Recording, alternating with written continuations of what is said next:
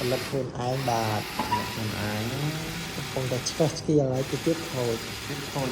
ឡើងចុចកើតនេះមែនខ្សែនេះទូរស័ព្ទខ្សែមែនមើលដាច់ខ្សែណាខ្សែនេះមិនលបោទៅវាដូចជាវាដាច់ខ្សែខាងក្នុងដូរខ្សែដូរខ្សែដូរគ្រូរ៉ូបតនេះគ្រូរ៉ូបតខ្លាំងបណ្ដោយនេះឧបករណ៍អីក៏បានដែរអាចមករៀនបាននៅសាលា EAS ខ្លាំងរហូតដល់ចង់ខ្លោចឆ្កាទៀតហើយដាក់លើខ្លាំងរហូតដល់ចង់ខ្លោចតិចតិចអស់របស់លេង